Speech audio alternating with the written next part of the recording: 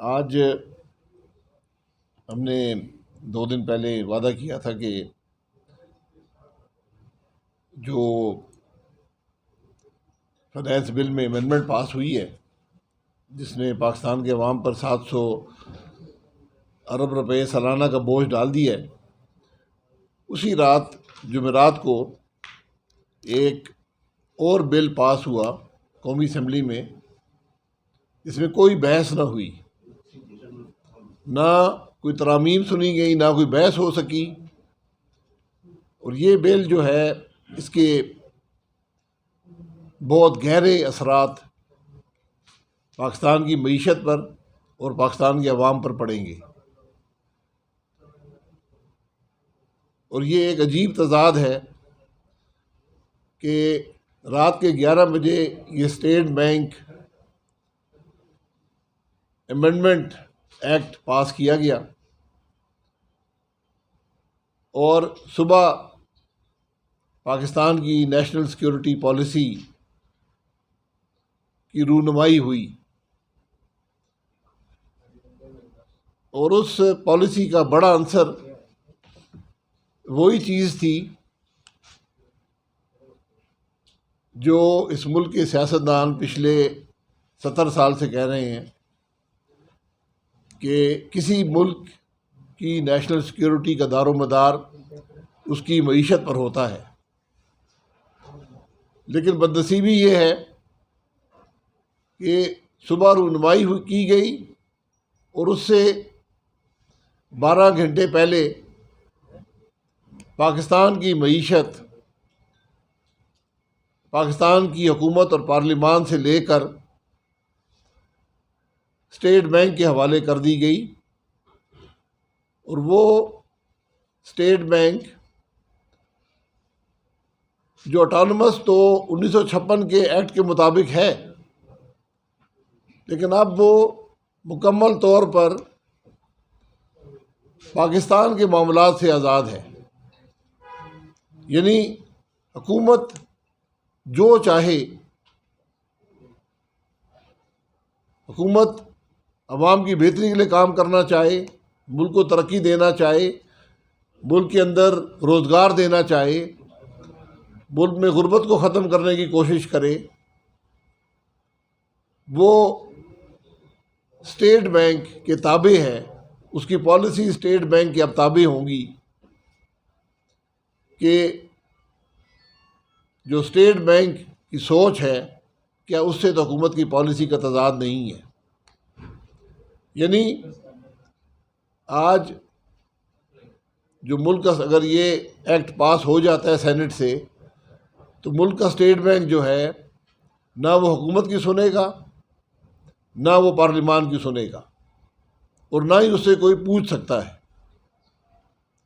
ये इतना खुला तजाद है, ये हुकूमत का चलना इतना मुश्किल हो जाएगा, पाकिस्तान को तरक्की देना इतना मुश्किल हो जाएगा कि वो शराइत जो पहले मालियाती इदारे जिस तरह IMF है वो पाकिस्तान पर लगाते थे, आज पाकिस्तान का स्टेट बैंक लगाना शुरू कर देगा।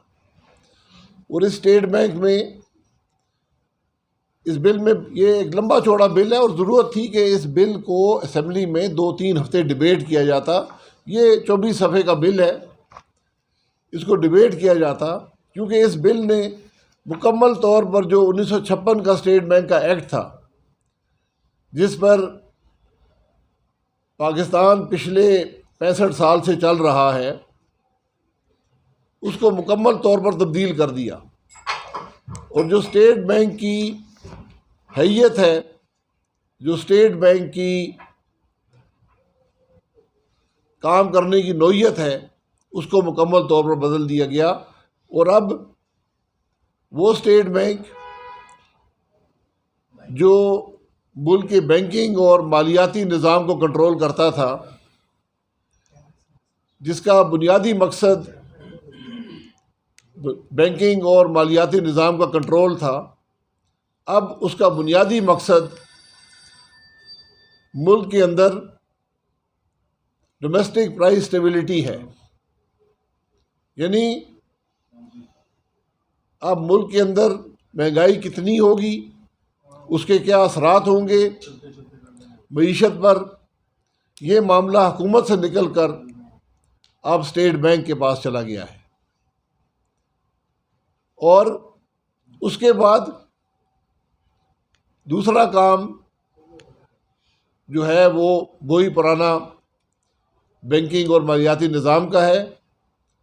और उसके बाद जब ये दोनों मकसद पूरे हो जाएंगे तो स्टेट बैंक जो है वो हुकूमत की पॉलिसीज़ को सपोर्ट करेगा। यानी अगर हुकूमत आवाम को कोई रिलीफ देना चाहे, स्टेट बैंक उसको रोक सकता है, स्टेट बैंक उसके असर को ज़ायल कर सकता है। तो आज पाकिस्तान के अवाम अपने मुंतखब नुमाइंदों की पॉलिसीज़ के ताबे नहीं होंगे, उनके असरात पार्लिमान की पॉलिसीज़, हुकूमत की पॉलिसीज़ पर नहीं होंगी। उनका तमाम उनकी ज़िंदगी पर जो असरात हैं, जो महंगाई है, जो गुर्बत है, जो रोज़गार है, वो अब चला गया है उस स्टेट बैंक के पास जो किसी का ताबे नहीं है। स्टेट बैंक इस कानून में तकरीबन 1.5 सफ़ा है कि स्टेट बैंक के गवर्नर की तनख्वाह कैसे मुकर्रर की जाएगी।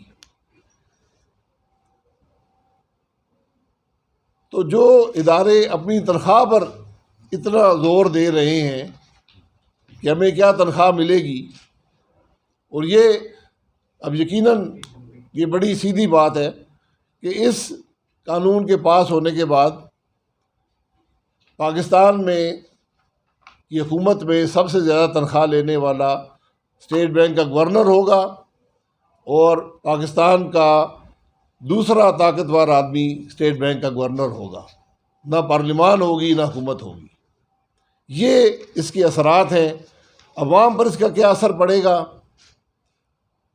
अवाम और हुक्मरानी या मुल्क के मामलात को हल करना या गवर्नेंस देना या मईशत को कंट्रोल करना, ये अब हुकूमत या पार्लिमान के पास नहीं है। ये अब स्टेट बैंक के गवर्नर के पास है कि वो अवाम क्या पॉलिसीज़ बनाता है जिसके अवाम पर क्या असरात होते हैं। स्टेट बैंक का गवर्नर माजी में 3 साल की मुद्दत होती थी, अब वो बढ़ाकर 5 साल कर